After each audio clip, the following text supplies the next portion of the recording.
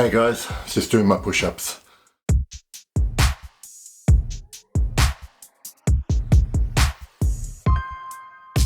Hey guys, welcome back. This is not a Moscow Mule video. This is not a Bleu de Chanel Parfum video. This is a top 10 video, but it's not top 10 fragrances for life. I've already done one of those.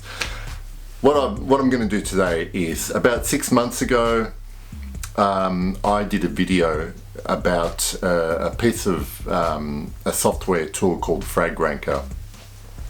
I'm going to link to that video, and in the description of that video you'll get details on it. But basically it's just a bit of computer programming that allows you to rank your fragrances. You can make a list and rank anything, but it makes you choose between two fragrances in this case, and what it spits out is a ranking of what your preferences are basically. And given that I've got a relatively large collection, probably I had to go through 150 fragrances and all the possible combinations and head to head. It's not an easy thing to try and work out in my head what my favorites are, so this kind of makes it easier. And just a disclaimer, just because something is not in my top 10, it doesn't mean I don't love it. I think what this tool is good for is just to see what you're really enjoying at the moment. Now I'll prove my point when I go through the list, because my top 10 from 6 months ago has drastically changed to what it is now. So I'll go through it, and what I'm going to do is I will put the top 10 from 6 months ago up here, and I'll put the current number on this side of the screen, so you can see what's changed. So without further ado, let's get cracking. So a couple of things to bear in mind. I'm going to go through the list quick. I don't want this to be a long video. I have added new fragrances to the collection, which has affected the top 10 because I'm enjoying some of the newer ones a lot more, and you'll see that when I go through the list of 10, I'll be putting the last top 10 on this side of the screen and then putting the new top 10 on this side of the screen. Okay, let's go. At number 10, 6 months ago, my number 10 was Lalique's Encre Noire à l'Extrême. I still really enjoy this fragrance. I only wore it yesterday, it was my scent of the day. But today at number 10 I have the wonderful Guerlain Heritage EDT in my collection, and I've just kind of fallen in love with this scent. I had it 6 months ago, but when I did that last ranking, I hadn't worn it enough to really appreciate as much as I do now. Okay, at number 9, last time I had Goldfield and Banks Desert Rosewood, beautiful, woody, sweet, benzoin rich fragrance, but today one from Zoologist, and one I still don't have a full bottle of. I've still got a sample, but every time I've worn this, it's just been fantastic, and it's got all the elements I love, and it's Rhinoceros. This will eventually become my first full bottle of Zoologist before any of the other range. Last time at number 8, one of my all-time favorites, it's none other than L'Artisan's Timbuktu. But today at number 8, that has been replaced by Nasomatto's Baraonda. Just a wonderful, realistic, smoky whiskey opening that just develops into this deep, woody, musky dry down. And this is one of those ones that just works for me on my skin, and it's wonderful. It lasts a long time on my skin, and this will also be my first full bottle of Nasomatto when I'm done with my sample. Okay, at number 7, last time I had Mancera's Cedrat Boissé, one of probably my favorite warm weather scent. Also that's another thing. When I did this ranking last time, I was in the middle of summer. Now we're approaching winter here in Australia. So that also has an impact on what I'm choosing when I'm ranking my fragrances. So back then I had Cedrat Boissé, and today it is the beautifully constructed and I think underrated and under talked about 34 Boulevard Saint-Germain by Diptyque.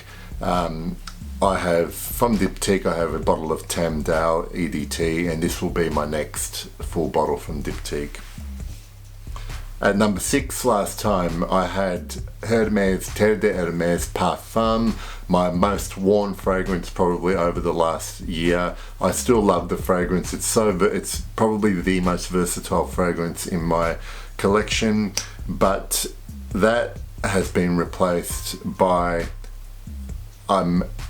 probably discontinued. In fact, I think it is discontinued fragrance, sort of. It is Christian Dior's Eau Sauvage Parfum, the original version with the black label.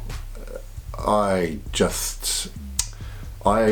kick myself for not coming to this fragrance sooner, not trying it or giving it a chance sooner, but this is just it has everything. From a masculine fragrance, it just has everything, and an amazing, unique smell, unbelievable performance, and it just works. It's very masculine, simple yet complex at the same time. The myrrh is the star of this fragrance, and I just love it. The new version is good, but it is different. So it's just a shame that they aren't making this version of Eau Sauvage Parfum. Okay, number 5. Again, another warm weather favourite from 6 months ago. I had Thierry Mugler's Ultra Zest. Again, I love this fragrance.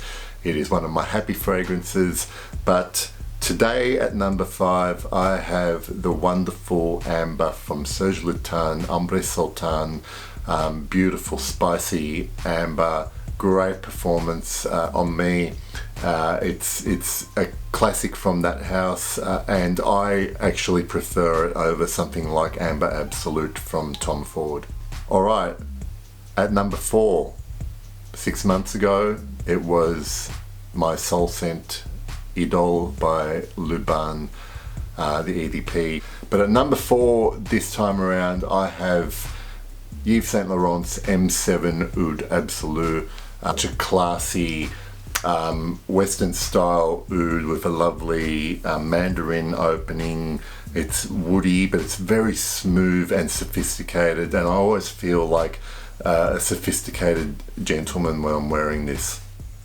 So number 3 last time I had Nascimato's Baraonda, which has obviously this time around slipped down, but still in my top 10.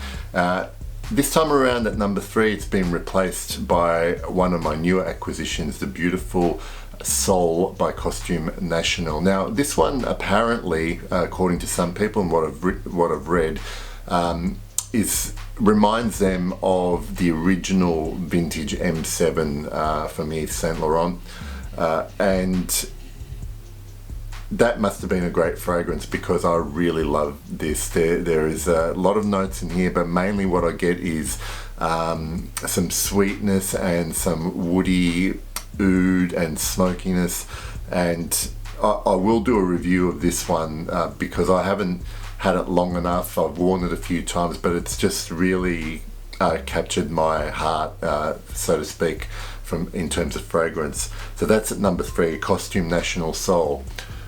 At number 2, the only one that hasn't changed position since 6 months ago, I have Parfum d'Empire Ombre Russe. I recently did a review of this. This is clearly one of my all-time favorites now. It will never be out of my collection as long as it exists. It is just a beautiful, beautiful fragrance. It's beautifully unisex. It smells amazing on women, and it smells different on me. I just really love it. It's almost too beautiful to describe.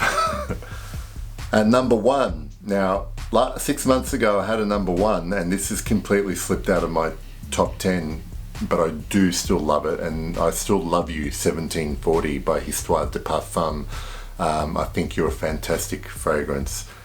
It's not you, it's me. But I found somebody else. I found Christian Dior's Ombre Nuit. Now, every time I wear this, I discover something else that I love about it. Last time I wear it, I was literally rolling my eyes in how much I was enjoying this fragrance. If you haven't tried this, now I'm a bit confused because apparently Christian Dior have re-released a bunch of their private collection fragrances with the same name, and I don't know if they've been reformulated or they smell different because I haven't had a chance to smell them, but this is the original Ombre Nuit that was released in 2009, obviously not a 2009 bottle, but from that release. What is in this bottle is magical. I love it. That's my current number one according to Fragrantica, but Fragrantica sure picked the right one. Ombre Nuit. If you get a chance, please try this, and I'll see you later. Bye.